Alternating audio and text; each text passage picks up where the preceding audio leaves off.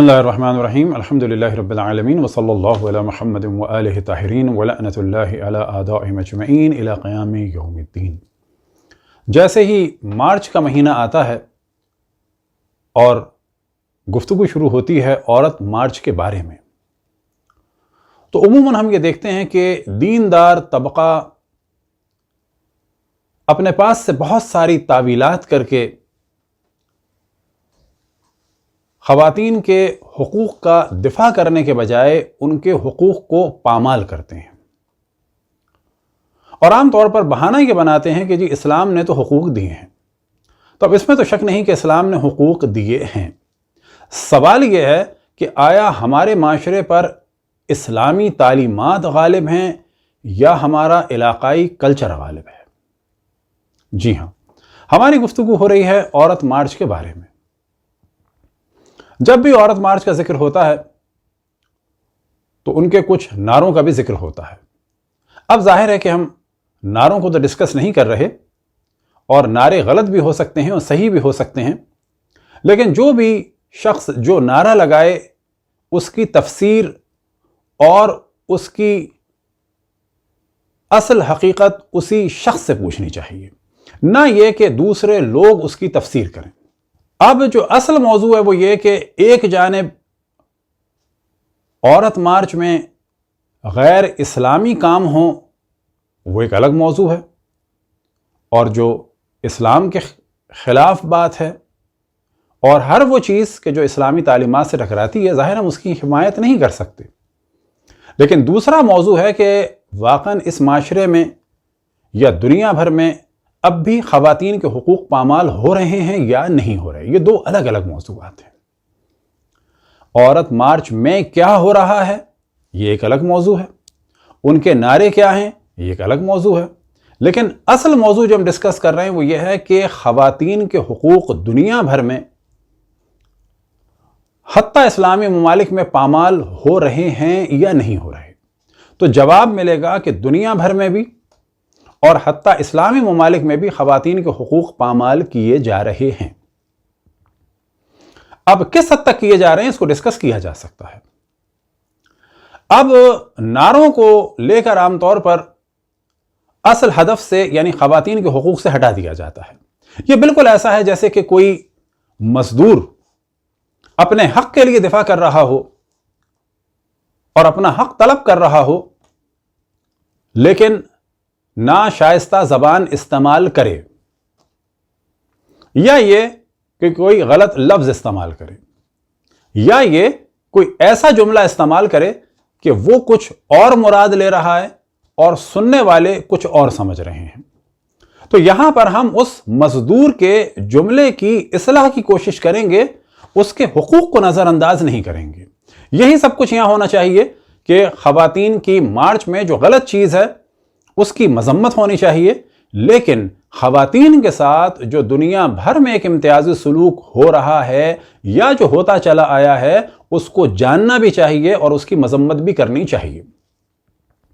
عالم اسلام میں تو کہا جا سکتا ہے کہ جب رسول کی بیٹی کے حق کو پامال کیا گیا اور آج تک رسول کی بیٹی کے حق کو ماننے کو تیار نہیں ہے، تو کہا جا سکتا ہے کہ عالم اسلام میں بھی جب رسول کی بیٹی کے حق کو ادا نہیں کیا تو پھر کس کے حق کو ادا کیا جا سکتا ہے؟ اسلام الگ چیز ہے، جس معاشرے میں ہم رہ رہے ہیں وہ الگ ہے۔ خواتین کے حقوق کی اگر بات کی جائے تو ہم دیکھتے ہیں کہ سابقہ زمانے میں خواتین کو پیدا ہونے کے بعد قتل کر دیا جاتا تھا، اور آج کے جدید دور میں جیسے ہی علم ہوتا ہے کہ لڑکی ہے یا لڑکا ہے تو بہت سارے ممالک میں لڑکیوں کو قتل کر دیا جاتا ہے۔ اب بڑے افسوس کے ساتھ ڈسکس کروں کہ میاں والی میں ایک باپ نے 7 دن کی اپنی بچی کو قتل کر دیا۔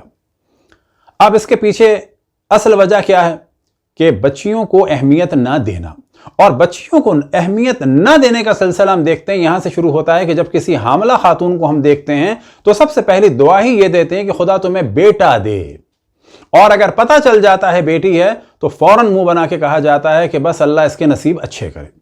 یہ وہ چیز ہے، کم ترین چیز کہ جس سے لوگ ڈرتے ہیں، اور بلا شک جب خواتین پر ظلم ہوتا ہے، ان کے حق کو پامال کیا جاتا ہے، ان کی عزت اور آبرو کا مذاق بنایا جاتا ہے، تو بہت سارے معاشروں میں لوگ بیٹی سے ڈرتے ہیں۔ شاید یہی سب کچھ پریشر ہو اس کمسن باپ کے اوپر، کیونکہ باپ بھی تقریباً 20-22 سال کا تھا، کہ جو معاشرے کے مختلف پریشر کو شاید برداشت نہیں کر سکا، یا یہ کہ اس کی پسند اور ناپسند وہی تھی کہ جو خواتین کے خلاف اس معاشرے میں لوگوں کی پسند اور ناپسند ہے۔ سابقہ زمانے میں بھی بچیوں کو قتل کر دیا جاتا تھا، کبھی کھل کے قتل کیا جاتا تھا، تو آپ کو تعجب ہوگا بعض جگہ گاؤں دیہات میں بعض بوڑھی عورتیں یہ کہتی تھیں کہ بچی کا علاج نہ کراؤ، تاکہ اگر اس کو زندہ رہنا ہے تو رہے اور مرنا ہے تو مر جائے۔ اور بعض جگہ سننے میں یہ بھی آیا کہ تکیے کے ذریعے یا کسی اور چیز کے ذریعے سے بیٹی کو مار دیا۔ اب پاکستان کی جو پاپولیشن ہے تو آپ کو تعجب ہوگا کہ اس وقت بعض دینی لوگ جب بات کرتے ہیں دوسری شادی کی تو کہتے ہیں کیونکہ خواتین کی پاپولیشن بہت زیادہ ہے۔ یہ ایک بہت بڑی غلط فہمی ہے۔ پاکستان ہی کی مثال لے لیں کہ اس وقت پاکستان میں مردوں کی نسبت خواتین تقریباً منیمم 50 لاکھ سے لے کر 55 لاکھ تک کا فگر ہے کہ اتنی تعداد خواتین کی کم ہے۔ اب یہ کیوں کم ہے تو بات واضح سمجھ میں آتی ہے۔ بات یہ ہے کہ ایک بڑی تعداد پیدائش سے پہلے جب علم ہوتا ہے کہ یہ لڑکیاں ہیں تو ان کو ختم کر دیا جاتا ہے، اور بعض دفعہ لڑکیوں کو بعد میں قتل کر دیا جاتا ہے، یا یہ کہ ان پر توجہ نہیں دی جاتی۔ اس وقت پاکستان میں آنر کلنگ کے نام پر 1000 کے قریب خواتین کا قتل ہوتا ہے۔ یہی حال انڈیا کا ہے، یہی حال حتیٰ چائنا کا ہے، اور یہی حال فار ایسٹ اور دیگر ممالک کا ہے۔ دوسری جانب ہم دیکھتے ہیں کہ جہیز کے نام پہ لڑکیوں کا قتل ہوتا ہے اور ان کو مار دیا جاتا ہے یا اتنی ٹینشن دی جاتی ہے کہ وہ قتل ہو جاتی ہیں۔ تو کبھی کاروکاری کے نام سے قتل کر دیا جاتا ہے تہمت لگا کے، اور اس کے پیچھے جائیداد کا مسئلہ ہوتا ہے۔ اب جب بات ہوتی ہے کہ اسلام نے خواتین کو حقوق دیے، بلا شک دیے، لیکن سوال یہ پیدا ہوتا ہے اسلامی ممالک میں یا خصوصاً پاکستان میں خواتین کو ان کا حق ملتا ہے، ان کی میراث ملتی ہے؟ یہ جو گاؤں دیہات میں بڑے بڑے جاگیردار ہیں ان کی پھوپھیوں کو میراث ملی ہے، ان کی بہنوں کو میراث ملی ہے؟ نہیں ملی ہے۔ تو اصل موضوع یہ ہے کہ بلا شک خواتین کے حقوق پامال ہو رہے ہیں، یہ ایک موضوع ہے اور اس میں ہم سب کو آواز بلند کرنی چاہیے۔ دوسرا موضوع یہ ہے کہ ان حقوق کو کیسے مانگا جائے۔ بلا شک ڈیسنٹ طریقے سے مانگنا چاہیے، اور کوئی بھی ایسا نعرہ نہیں ہونا چاہیے کہ جو خواتین کی عظمت اور آبرو اور عفت اور پاک دامنی اور عظمت کے خلاف ہو۔ لیکن اگر خلاف ہو تو ہم اس نعرے کی مخالفت کریں گے اور خواتین کو یہ بتائیں گے کہ ایسے نعرے نہ لگائیں، لیکن تفسیر ہم ان خواتین سے پوچھیں گے۔ مثال کے طور پر ایک نعرہ لگتا ہے اپنا کھانا خود گرم کر لو۔ اس کے پیچھے بیک گراؤنڈ کیا ہے؟ اس کے پیچھے بیک گراؤنڈ یہ ہے کہ بعض جگہ کھانا گرم نہ کرنے کی بنیاد پر بھائیوں نے بہنوں کو اور شوہر نے یا دیور نے یا سسر نے بہو کو قتل کر دیا۔ اس چیز کو بیان کرنے کے لیے یہ نعرہ ہے، لیکن اگر اس نعرے کو نہ سمجھا جائے تو ایسا لگتا ہے کہ بہت ہی ایک بے وقوفی کی سی بات ہے کہ اپنا کھانا خود گرم کر لو۔ تو بعض دفعہ بعض نعروں کا سوال خود لوگوں ہی سے کرنا چاہیے کہ اس کے پیچھے کیا بیک گراؤنڈ ہے، اور بلا شک نعرے ہوں یا دیگر چیزیں ہوں بہت ڈیسنٹ ہونی چاہیے۔ خواتین کی آبرو کو پامال کیا جاتا ہے، البتہ اس میں شک نہیں کہ جس طرح سے خواتین کی آبرو کو پامال کیا جاتا ہے اسی طریقے سے لڑکوں کی آبرو کو بھی پامال کیا جاتا ہے۔ لیکن اصل موضوع یہ ہے کہ لڑکے تو اس کے بعد خودکشی نہیں کرتے۔ وجہ کیا ہے؟ وجہ یہ ہے کہ وہ معاشرتی ایک بوجھ ان لڑکوں پر نہیں ہوتا، لیکن لڑکیوں کو اتنا مجبور کر دیا جاتا ہے، اور یہ ایک معاشرتی پرابلم ہے کہ وہ خودکشی بھی مجبور ہو جاتی ہیں، یا یہ کہ ان کی زندگی کو بالکل عذاب بنا دیا جاتا ہے۔ جبکہ یہاں پر اس شعور کی ضرورت ہے کہ اگر کسی کے ساتھ کوئی جنسی زیادتی ہوئی ہے تو جنسی زیادتی ہونے کے بعد اور جنسی زیادتی ہونے سے پہلے اس میں کوئی ذرہ برابر فرق نہیں آیا۔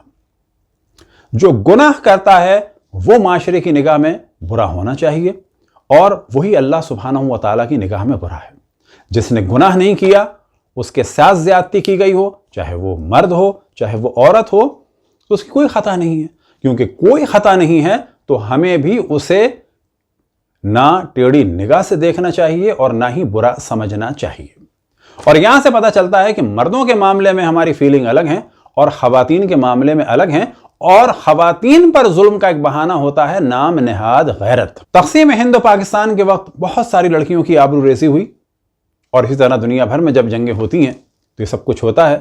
تو یہاں پر بھی دیکھنے میں آئے گا کہ واقعاً یہ ظلم ایک خواتین پہ ہوتا آ رہا ہے اور ابھی بھی ہو رہا ہے۔ اسی طرح سے اگر کوئی شادی سے انکار کر دے تو خواتین پر تیزاب پھینکنا، یا یہ کہ خواتین کو بدنام کرنا، سوشل میڈیا میں ان کو بدنام کرنا، یہ خاص ہیرسمنٹ ہے۔ حد عالم یہ ہے کہ اگر خواتین سے کہیں علمی ڈسکشن ہو اور خواتین غالب آ جائیں تو عموماً مرد پھر ان کی توہین کرتے ہیں، اور یہ اتفاق سے پاکستان کی ٹی وی پہ بھی دیکھنے میں آیا کہ جب کوئی جواب نہ دے سکے تو خواتین کی توہین شروع کر دے۔ اگر دقت کریں کہ جب گالیاں دی جاتی ہیں تو خواتین کے رشتے پر گالیاں دی جاتی ہیں، یعنی ماں کی اور بہن کی گالی دی جاتی ہے، تو کبھی آپ نے سوچا یہ کتنا بڑا ظلم ہے کہ گھر میں بیٹھی ہوئی ماں اور بہن کو یہ گندی نسبت دی جائے۔ اسی طرح معاشرے میں دیکھتے ہیں کہ پڑھائی ہو یا کھانا پینا ہو یا علاج ہو یا کپڑے ہوں یا دیگر سہولیات ہوں، اسی ہماری دنیا میں لڑکے اور لڑکیوں میں فرق کیا جاتا ہے۔ پڑھائی کے معاملے میں لڑکیوں کو اہمیت نہیں دی جائے، کھانے کے معاملے میں مرد کو اہمیت دی جائے، جبکہ یاد رکھیں کہ خواتین کو اچھا اور بہتر کھانے کی زیادہ ضرورت ہے، کیونکہ ان کے یہاں ولادت کا سلسلہ ہوتا ہے، پھر ایک ماہانہ کمزوری کا سلسلہ ہوتا ہے، اور پھر دودھ پلانے کا سلسلہ ہوتا ہے۔ لیکن ہم دیکھتے ہیں کہ دنیا بھر میں اس معاملے میں بھی خواتین کے ساتھ امتیازی سلوک برتا جاتا ہے۔ خواتین اکیلی رہیں تو فوراً ان کے بارے میں نیگیٹو سوچا جاتا ہے، خواتین رات کو اکیلی نکلے تو فوراً نیگیٹو سوچا جاتا ہے، مرد اکیلا ہو تو نہیں سوچا جاتا، مرد گھر میں اکیلا رہتا ہو تو نہیں سوچا جاتا۔ تو یہ ایک اصلاح کی ضرورت ہے، اور عالم یہ ہے کہ اگر دو خواتین کہیں رہتی ہوں تو عموماً ہمارے معاشرے میں فوراً نیگیٹو سوچتے ہیں کہ یہ کون ہیں، کیا ہیں، اور جو پہلی تہمت لگائی جاتی ہے وہ اسی قسم کی ہوتی ہے کہ ان کا غلط پیشے سے یا غلط خاندان سے تعلق ہے۔ مرد الگ ہو جائے تو کہا جاتا ہے مرد نے چھوڑ دیا، خاتون اگر الگ ہو جائے تو فوراً کہا جاتا ہے بیوی بھاگ گئی۔ یہ ساری چیزیں کیوں ہیں؟ کیونکہ خواتین پر ظلم ہوتا آیا ہے، ہو رہا ہے۔ پاکستان میں اکثریت خواتین گاؤں دیہات میں ہیں کہ جن کے لیے کھانے کے، پینے کے، دوا کے، پڑھائی کے، لکھائی کے، تفریح کے اور ہزاروں وہ مواقع فراہم نہیں ہیں کہ جو گاؤں کے معمولی ترین فرد کو ملتے ہیں۔ یہی عالم انڈیا میں ہے۔ پھر اسی معاشرے کا حصہ تھا ایک ستی، کہ جو خداوند تبارک و تعالیٰ کا شکر ہے کہ اکبر نے کوشش کی، کنٹرول نہیں ہو پایا، لیکن بعد میں انگریزوں نے اسے کنٹرول کیا۔ لیکن آج بھی ہمارے معاشرے میں ونی چل رہی ہے کہ جرم کرے باپ اور بھائی، اور معاوضے کے طور پر بیٹی کو دے دیا جاتا ہے، کہ جو سرحد میں رسم چل رہی ہے آج بھی۔ پھر بلیک میلنگ کے لیے وٹے سٹے کی شادیاں، اس میں بھی جو گیم چل رہا ہوتا ہے وہ خواتین ہی پہ ظلم ہو رہا ہوتا ہے۔ اب ہم دیکھتے ہیں کہ ہمارے ملک میں عمران خان صاحب نے ڈسکس کیا کہ جب خواتین بے پردہ ہوں گی تو ان کی آبرو پر حملہ تو ہوگا۔ اب ان کے اس جملے کی بعض درباری ملاؤں نے بھی تائید کی، جبکہ یہ انتہائی نادانی کا اور کم فہمی کا جملہ ہے۔ یعنی آپ یہ کہنا چاہتے ہیں کہ جو عورت بے پردہ ہوگی اس کی آبرو پر حملہ ہو گیا، یہ غلطی خاتون کی ہے۔ سوال یہ پیدا ہوتا ہے جب پردہ دار خاتون کی آبرو پہ حملہ ہوتا ہے تو پھر کس کی غلطی ہے؟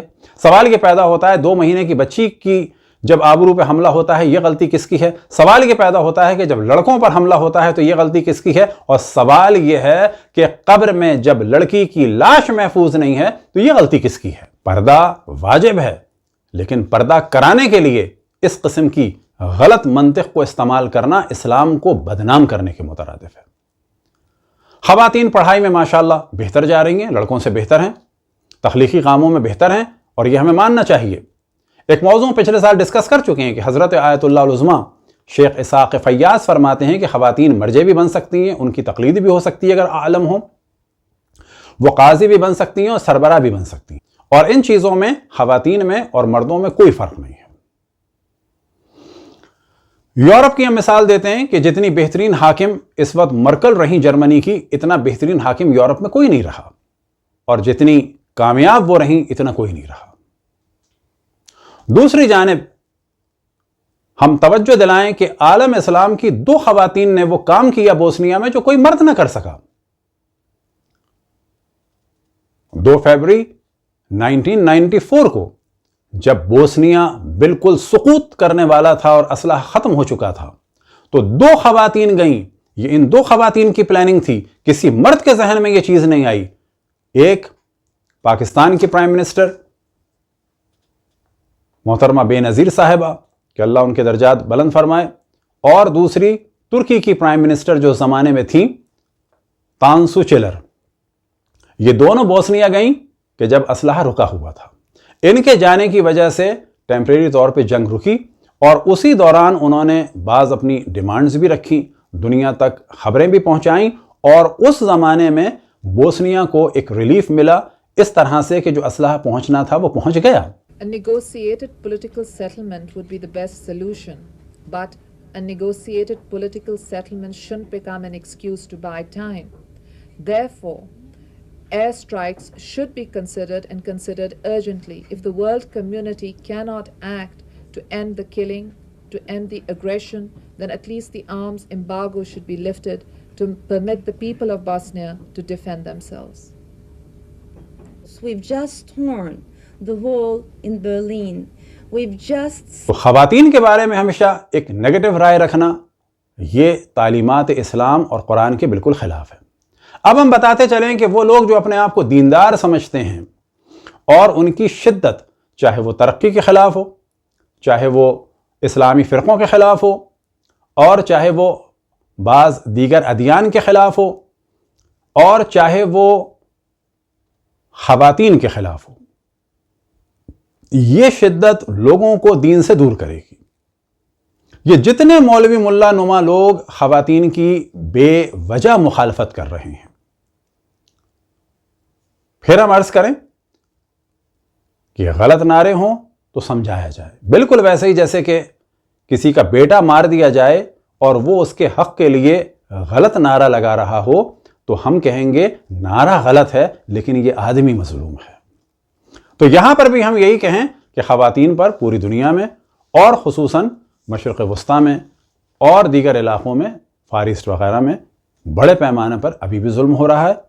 اب اس ظلم سے بچنے کے لیے جو بعض جلسے یا نعرے ہیں وہ غیر مناسب ہو سکتے ہیں، لیکن ان کا دعویٰ یا جو ان کی ڈیمانڈ ہے وہ غلط نہیں ہے۔ لیکن ان خواتین کی مسلسل مخالفت اگر دینی حلقے سے ہوگی تو یاد رکھیں جس طرح سے مولوی ملاؤں اور دہشت گردوں کی وجہ سے ایک بہت بڑی تعداد ایتھیسٹ ہوتی جا رہی ہے، دین سے نکل رہی ہے، یہ روش سبب بنے گی کہ خواتین بھی تدریجاً دین سے دور ہو جائیں گی۔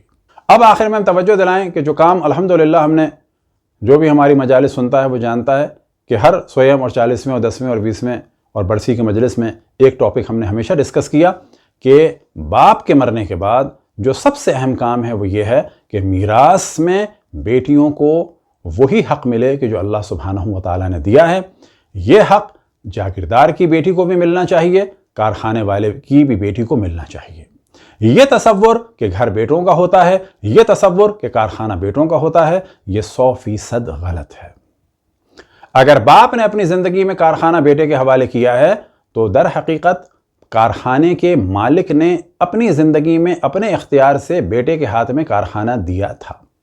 باپ کے مرنے کے بعد یہ کارخانہ تمام وارثوں کا ہوگا، اس مرحوم کی بیوی کا بھی ہوگا، بیٹوں کا بھی ہوگا اور بیٹیوں کا بھی ہوگا، اور بیٹیوں کو پورا یہ حق ہے کہ وہ حساب لیں، اور پورا یہ حق ہے کہ وہ یہ بھی کہہ سکتی ہیں کہ جب تک ہم آفس میں نہ آ جائیں تو کسی چیز کو کوئی ہاتھ نہیں لگا سکتا۔ یہ اللہ سبحانہ و تعالیٰ نے انہیں حق دیا ہے۔ بیٹوں کو یہ حق نہیں ہے کہ بہنوں کی بغیر اجازت اس کارخانے سے حتیٰ ردی اخباروں کو بھی بیچ سکیں۔ کیوں؟ کہ باپ کے مرنے کے بعد بیٹیاں ہر چیز میں شریک ہیں۔ دعا ہے کہ خداوند تبارک و تعالیٰ ہم سب کو تعلیمات قرآن اور اہل بیت علیہم السلام پر چلنے کی توفیق عطا فرمائے، اور جہاں پر بھی جس پر بھی ظلم ہو رہا ہو اس ظلم کو ختم کرنے، اور ظاہر ختم کرنے سے پہلے اس ظلم کو اجاگر کرنے کی ضرورت ہے۔ خواتین کا حقوق دینا چاہیے بلا شک، اور جو ان پر ظلم ہو رہا ہے اس ظلم کو ختم ہونا چاہیے۔ وصلی اللہ علی محمد و آلہ الطاہرین۔